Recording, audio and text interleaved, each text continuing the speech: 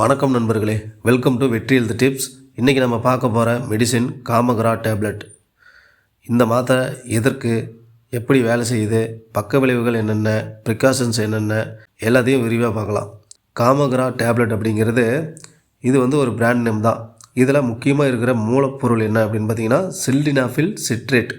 இந்த மூலப்பொருள் தான் எரெக்டைல் டிஸ்ஃபங்க்ஷன், அதாவது ஆண்குறி விரைப்புத்தன்மை குறைபாடு அப்படிங்கிற பிரச்சனைக்கு மருத்துவத்தில் பொதுவாக யூஸ் பண்ணக்கூடிய ஒரு மாலிக்யூல்.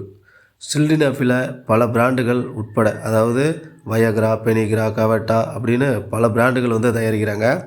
இந்த காமக்ரா டேப்லெட்லேயும் அதே சில்டினாஃபில் தான் ஆட் பண்ணியிருக்காங்க. இதற்கும் வயக்ரா போன்ற மாத்திரைகளுக்கும் வேறுபாடு கிடையாது.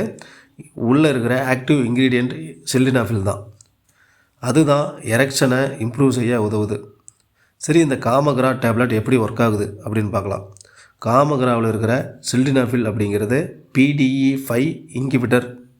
இது பெனிஸ், அதாவது ஆண்குறி ஏரியாவில் இரத்த ஓட்டத்தை அதிகரிக்கும்.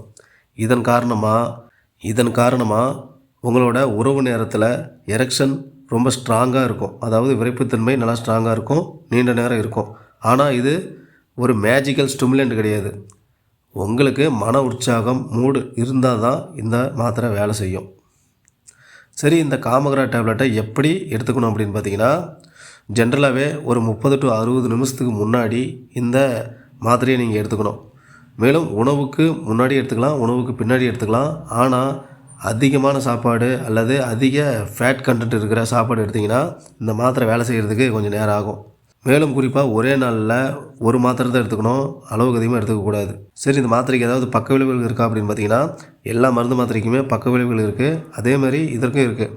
சாதாரணமாக தலைவலி, முகஞ்சுவுத்தல், டிசினஸ், பிளட் விஷன், மூக்கடைப்பு, ஸ்டொமக் அப்செட்டு, குமட்டல், தசைவலி இதெல்லாம் சாதாரணமாக ஏற்படலாம். இதெல்லாம் ஆட்டோமேட்டிக்காக நம்ம பாடி அட்ஜஸ்ட் பண்ணிக்கும். ஆனால் அபாயகரமான சில சைடு எஃபெக்ட் இருக்குது. என்னென்ன அப்படின்னு பார்த்தீங்கன்னா, இந்த மாத்திரையை நீங்கள் ஓவர் டோஸாக எடுக்கும்போது உங்களுக்கு 4 மணி நேரத்துக்கு மேலே அந்த எரெக்ஷன் தொடர்றதுக்கு கூட வாய்ப்பு இருக்குது. அதேமாதிரி பார்வையில் குறைபாடு ஏற்படலாம். அதேமாதிரி செஸ்ட் பெயின், ஹார்ட் பீட் இர்ரெகுலராக இருக்கும். இந்த மாதிரி பிரச்சனைகள்லாம் ஏற்படும். அதாவது அளவுக்கு அதிகமாக அந்த மாத்திரை எடுத்துக்கும் போது ஒரு நாளைக்கு ஒரு மாத்திரை போட வேண்டிய இடத்துல ஒரு 2-3 மாத்திரை போட்டிங்கன்னா இந்த மாதிரி பிரச்சனைகள்லாம் ஏற்படும். இந்த மாதிரி உங்களுக்கு பிரச்சனை ஏற்பட்டால் நீங்கள் உடனே மருத்துவரை தான் அணுகணும்.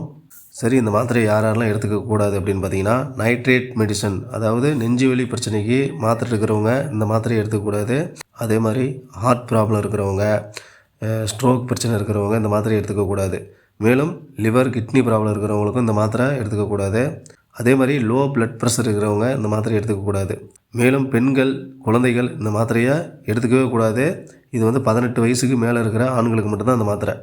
அதனால் வீட்டில் ஸ்டோர் பண்ணும்போது கவனமாக இந்த மாத்திரையை ஸ்டோர் பண்ணுங்கள். குழந்தைங்களுக்கு எட்டாத இடத்துல வச்சுருங்க.